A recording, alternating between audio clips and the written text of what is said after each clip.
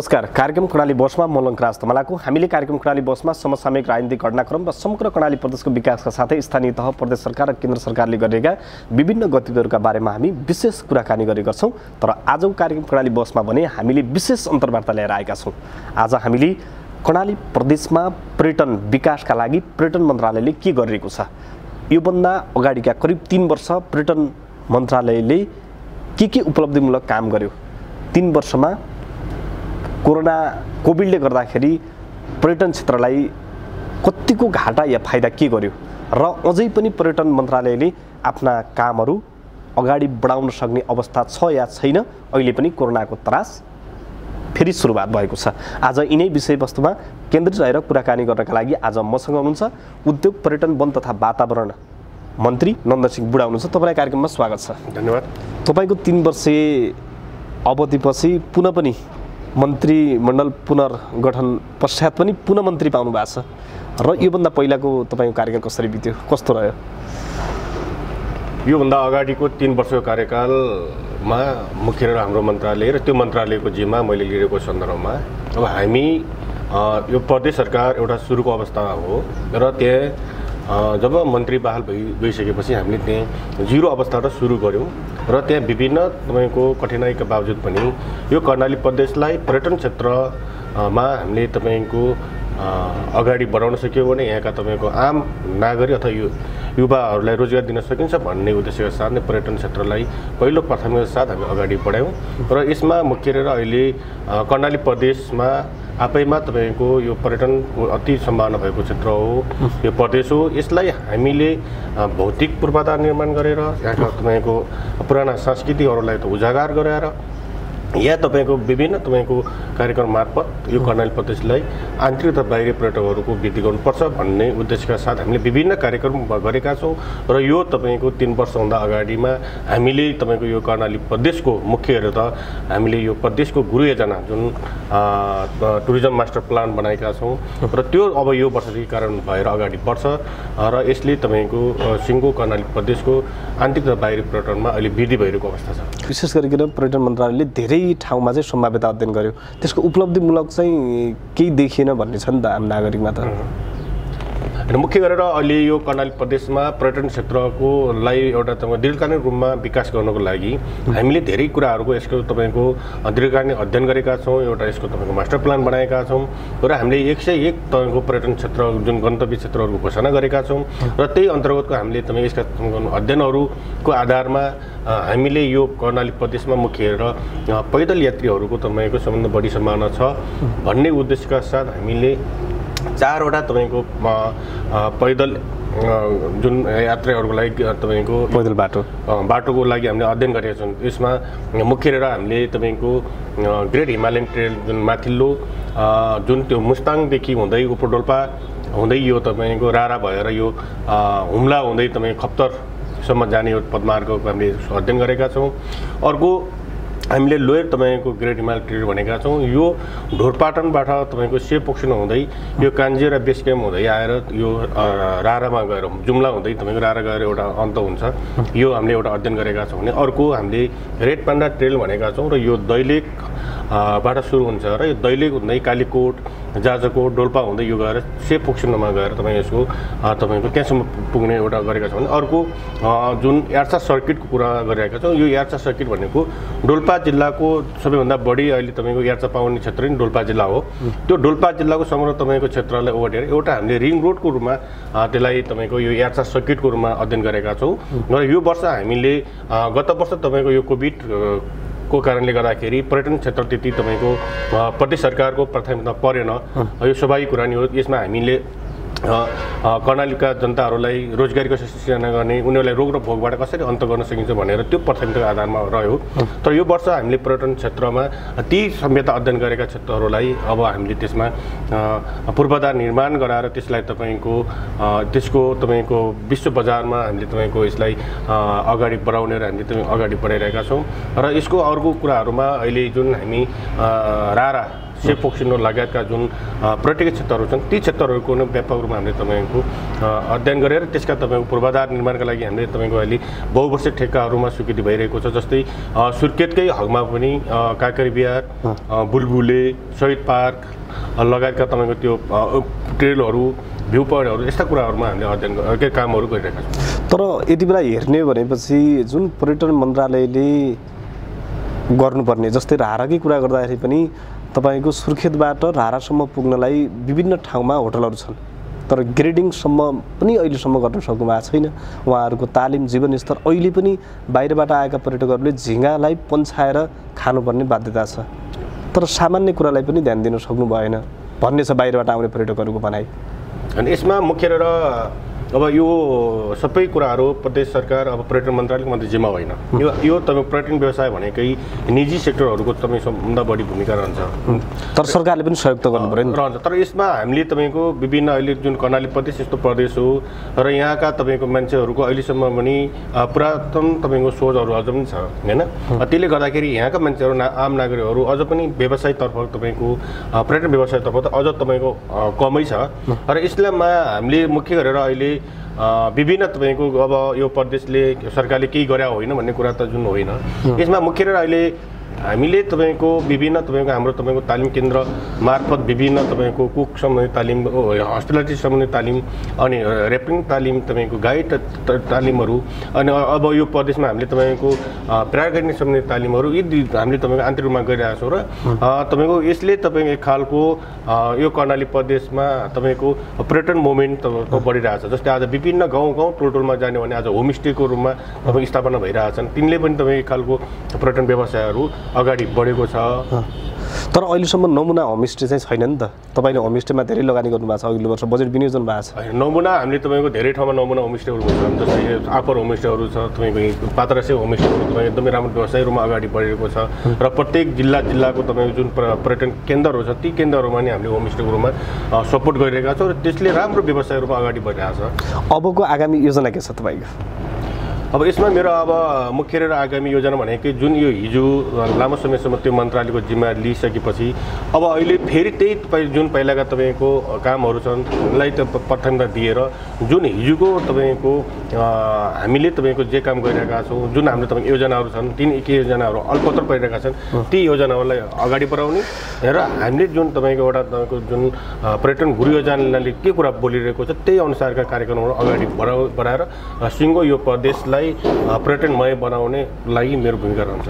तर यति बेला हेर्ने हो भने कर्णालीमा उद्योग एउटा छैन, कल कारखाना एउटा स्थापना गर्न सक्नु भएन होइन। यस्तो हो अब अहिले त हाम्रो कर्णाली प्रदेशमा विभिन्न हिसाबले पनि अहिले तपाईँको ठुल्ठुला उद्योगहरू स्थापना हुन सकेको छैन। त्यो अहिले छुट्टै समयमा अब आएर ठुल्ठुला उद्योग स्थापना गर्न सक्ने सम्भावना छैन।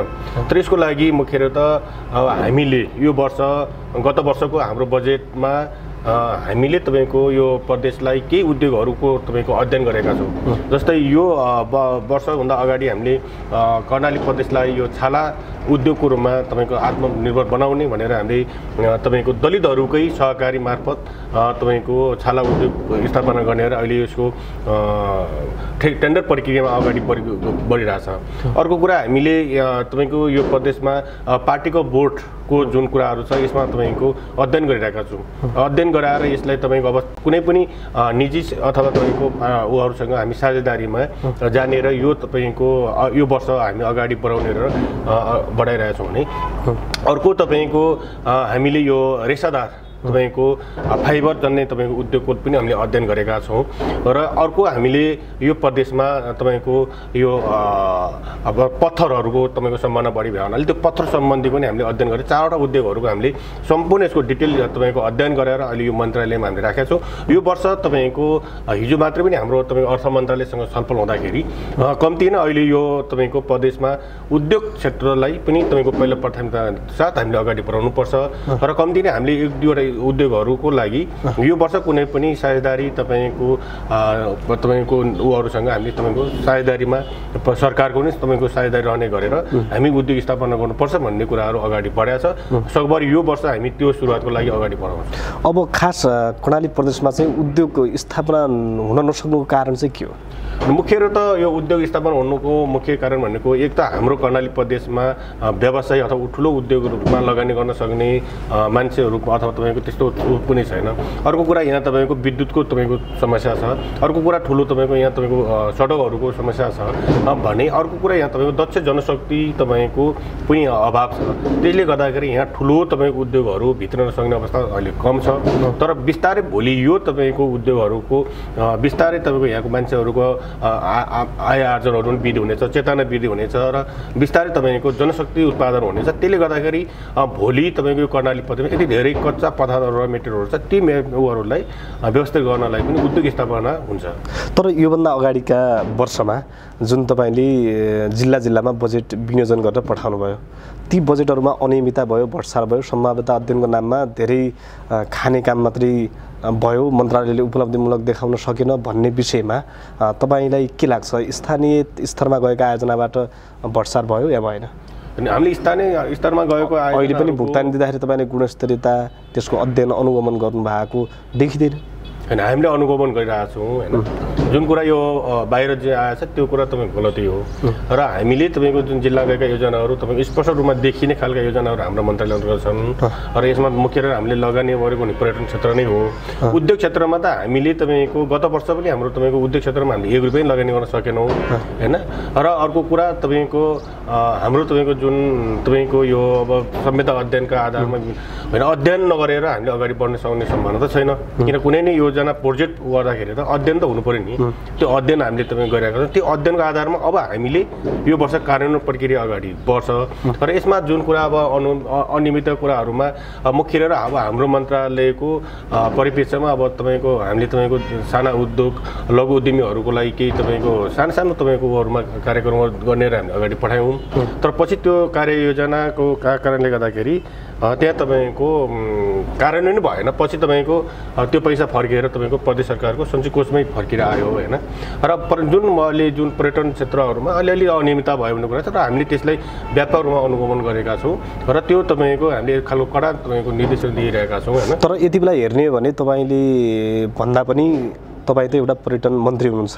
कर्णाली प्रदेश सरकारले नै हामी पर्यटनका लागि टुरिज्म बस स्थापना गर्छौँ, काठमाडौँ टु सुर्खेत, सुर्खेत टु रारा जानका लागि टुरिज्म बस स्थापना गर्छौँ।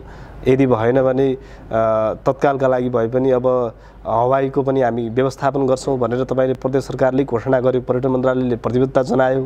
तर अहिले चाहिँ त्यो त सेलायो नि त। टुरिज्म बस कता गए, कहाँ पुगे, कता हराए? होइन, यो कुराहरू के थियो सबै कुराहरू एक खालको स्मुथ रूपमा अगाडि बढिरहेको थियो। किनभने सङ्घीय सरकारले नि 2020ले भरण वर्षको रूपमा लिने र त्यही अनुसार प्रदेशले पनि अगाडि बढाउने कुरामा हामी तपाईँको गत साल फागुन जुन लकडाउन हुँदा अगाडि सङ्घीय सरकार प्रदेश सरकार एकदमै स्मुथ रूपमा हामी अगाडि बढिरहेका थियौँ। सुर्खेतकै तपाईँको राजधानीबाट प्रत्येक जिल्लाहरूमा तपाईँको दिनमा 1 फ्लाइट हुने र हवाई सेवाको लागि हामीले एक खालको एग्रिमेन्ट गरेका थियौँ। यो बसहरू पनि तपाईँको निजी सेक्टरहरूसँग तपाईँको प्रदेश सरकारको लगानीमा अगाडि बढाउने खालको भइरहेको थियो। तर बिचमा पछि यो कोभिड को कारणले गर्दाखेरि जुन पर्यटन सेक्टर नै एक खालको ठुलो धरामा पर्यो। त्यसले गर्दाखेरि हामीले जुन कुरा तपाईँको स्मुथ रूपमा अगाडि थियो त्यो भन्दा बाहेक हामी तपाईँको ड्राइभरहरू अन्य सेक्टरहरू प्रदेश सरकारको प्राथमिकतामा परेको कारणले गर्दाखेरि जुन कुराहरू हुन सकेन। तर अहिले अब बिस्तारै अब विश्वमा तपाईँको यो कोभिडको फेरि तपाईँको दोस्रो फेजहरू पनि अहिले तपाईँको अझ महामारी रूपमा फैलिरहेको छ।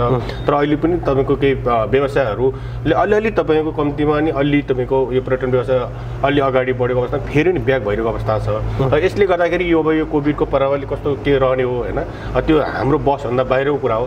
तर यसले हामीले जुन पर्यटन रूपमा हामीले जुन अघि पनि एक खालको कुरा उठाइरहेको छ यसको तपाईँको अहिले हामीलाई तपाईँको अगाडि बढ्नलाई पनि तपाईँको ऐन कानुनहरू चाहिन्छ। त्यसको लागि प्रदेश सरकारले हामीले पर्यटन तपाईँको ऐन तपाईँको प्रदेश सभामा तपाईँको अब लगतै केहीमा तपाईँको पास हुने हामीले तपाईँको त्यो विषयगत के अरे प्राकृतिक समितिबाट नै अगाडि बढिसकेका छ।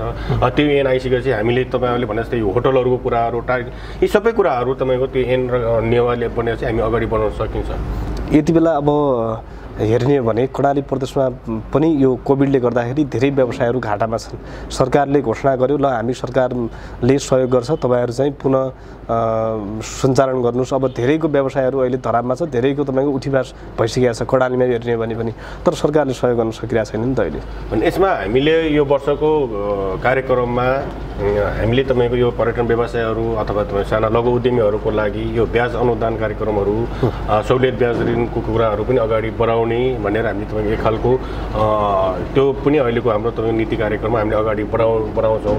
र मुख्य गरेर अहिले यो पर्यटन व्यवसायहरू एकदमै धरामा छन् होइन, त्यो कुरामा हामीले मान्नु पर्छ।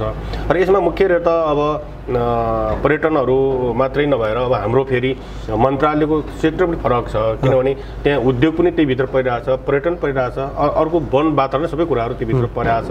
र हामीले जति तपाईँको एउटा सेक्टर मात्रैलाई सम्पूर्ण तपाईँको अगाडि बढाउनु भन्दा पनि होल तपाईँको त्यो मन्त्रालयमा हामीले तपाईँको उद्योगलाई तपाईँको पर्यटन वन वातावरण सबैलाई तपाईँ अगाडि बढाउँदाखेरि भने एउटा सेक्टरले मात्रै अगाडि बढाएर जान सक्ने अवस्था छैन। त्यसो भएपछि अब म तपाईँको अलिकति व्यक्तिगत कुरालाई पनि जोडेँ। तपाईँले जुन तत्कालीन सरकारलाई निरन्तरता दिनका लागि फलर क्रस गर्नुभयो, त्यो बाध्यता या रहर? अब यसलाई बाध्यता या रहर भन्दा पनि अब समय परिस्थितिले मान्छेलाई कता डोराउँछ भन्ने कुरा नै हो होइन। र मुख्य गरेर अब मैले जुन हामीले फरक क्रस गऱ्यौँ र एक खालको मैले हाम्रो तपाईँको त्यो बेलाको दलका नेतालाई पनि स्पष्ट मैले एकजना मान्छेलाई पठाएर हाम्रो तपाईँको समस्या मेरो समस्या होइन, मुख्य र यो तपाईँको दुईजना तपाईँ एमलाल कण्डे र प्रकाश झोला होइन, उहाँहरूको तपाईँको समस्या तपाईँ दुईजना बसेर आन्तरिक रूपमा एकदमै तपाईँको छलफल गर्नुहोस्, नत्र यो तपाईँको अलिक तपाईँको समस्या आउन सक्छ भनेर मैले उहाँलाई पनि जानकारी गराएँ। तर उहाँहरूको बिचमा त्यति अब सम्बन्ध सहकारी हुन सकेन। नसक्दाखेरि पछि अब हामीहरू सल्लाह गरौँ, ल ठिकै छ गरौँ, एउटा यसले कम्ती भने पार्टी एकतामा केही ठुलो तपाईँको मोड पनि लिन्छ कि भन्ने तपाईँको सोचका अनुसार हामीले तपाईँको त्यो निर्णय गऱ्यौँ। अब के होला जस्तो लाग्छ तपाईँलाई? तपाईँले जुन लामो समयसम्म तत्कालीन नेकपा एमालेमा आबद्ध रहेर काम गर्नुभयो, अब हिजो मात्रै हेर्ने भने विभिन्न सामाजिक सञ्जालमा तपाईँसँगै साथ सङ्गात गरेका तपाईँकै साथीहरूले फेसबुकमा लेख्नु भएको छ आज यो छुट्टिने दिन चाहिँ आउनुका लागि चाहिँ एकदम हाम्रो लागि दुःखको दिन हो भनेर भन्नुभएको छ सामाजिक सञ्जालमा। भने तपाईँलाई पार्टीबाट साधारण सदस्य समेत नरहने गरी कारबाही गरेको छ। अब कता मोडिन्छ होला? अब यस्तो मुख्य र अहिलेको यो हामीहरूको समस्या भन्दा पनि नेकपाको जुन फागुन 23 गते भन्दा पछिको समस्या नै हो। यसमा माथिल्लो जुन केन्द्रीय लेभलका नेताहरू बिचमा एक ठाउँमा बस्न नसक्नुको उपज भनेको यो कर्णाली प्रदेशको जुन फरक क्रस हो होइन। अब यसमा मुख्य र अब हामीले फरक क्रस गरिसकेपछि त्यो पार्टीलेबाट हामीले तपाईँ हिजो टिकट लिएका थियौँ र त्यसको हामी कार्यकर्ता हौँ र जुन हामीले व्हिप उल्लङ्घन गरेपछि त्यो पार्टीले कारबाही गर्नु, सांसद सदस्य हटाउनु त्यो तपाईँको त्यो न्याय अब कुरा नै भएन। तर भोलिको दिनमा अब अहिले पनि माथिको भन्यो भने हामी तपाईँको माओवादीमा गयौँ भन्ने खालको छ, त्यो होइन। फेरि हामी हाम्रो नेकपा एमाले त दुईवटा गुट छ, त्यो पार्टीभित्रको लडाइँ हो। र भोलि पनि फेरि तपाईँको कुनै अवस्थामा पार्टी एक भयो भने त्यो बेला हामी फेरि पनि भोलि पार्टीको कार्यकर्ता भएर अगाडि तपाईँको बढ्ने, पार्टीले तपाईँको अनुसार हामी अगाडि जान सक्ने अवस्था रहला। र यही अवस्थामाथि केन्द्रमा पनि अब एक खालको अब पार्टीमा नेताहरू बिचमा एकता हुन सकेन र विभाजन भएपछि अब भोलिको दिनमा अब हामी त्यही अनुसारले तपाईँको जुन ऊ छ धार छ त्यही धार अनुसार हामी अगाडि बढ्यो राजनीतिको सुरु हो। त्यसो भएपछि अब अन्तिममा जाँदै कार्यक्रम कर्णाली बस मार्फत आम नागरिकलाई के भन्नुहुन्छ? आम कर्णाली नागरिकलाई म के भन्न चाहन्छु भने अब यो तपाईँको हाम्रो मात्रै समस्या नै हो, तपाईँको नेपालको पछिल्लो राजनीतिकमा जुन नेकपाको विभाजनको कारणबाट आएको यो तपाईँको अवस्था हो। यसमा आम ऊहरूले अब ठुलो तपाईँको यसको उठाउने कुरा पनि छैन। र मुख्य र समय परिस्थिति अनुसार हामीले जुन खालको गऱ्यौँ यसलाई कम्तीमा नि यो तपाईँको स्थायी सरकार आओस् र यसले स्थायी सरकार रहेर कर्णालीको तपाईँको एउटा विकासमा ठुलो तपाईँको यसले फड्को मारोस् होइन भन्ने तपाईँको सन्देश नै म तपाईँको आम कर्णालीवासीलाई दिन चाहन्छु। मुख्य र अझ त्यसमा नि अझ मेरो डोल्पा जिल्लाका मेरो निर्वाचित क्षेत्रका तपाईँको आम तपाईँको नागरिकहरूले म त्यही भन्न चाहन्छु हाम्रो डोल्पा जस्तो जिल्ला जुन अहिले विकासको भर्खर तपाईँको सुरुवात हुन लागिरहेको अवस्था छ र त्यसमा मैले यो गर्दाखेरि तपाईँ कम्ती त्यो डोल्पा जिल्लाको एउटा विकासमा ठुलो एउटा तपाईँको मोड लिन सक्छ त्यहाँका जनताहरूले सेवा सुविधा पाउन सक्छन् त्यहाँ तपाईँको विकासको एउटा अनुभूति हुन्छ भने मैले एउटा तपाईँको यो निर्णय गर्दाखेरि यसले पोजिटिभ नै हुन्छ भन्ने उद्देश्यका साथ मैले त्यहाँ तपाईँको यो खालको निर्णय गरिरहेको छु यसमा कुनै पनि आम नागरिकले यसमा अन्यथा नसोचेर यसलाई पोजिटिभ कुराको रूपमा अगाडि बढ्न तपाईँको हेर्न दिन हुन म सबैलाई अनुरोध गर्छु हस् समय दिनुभयो त्यसको लागि धन्यवाद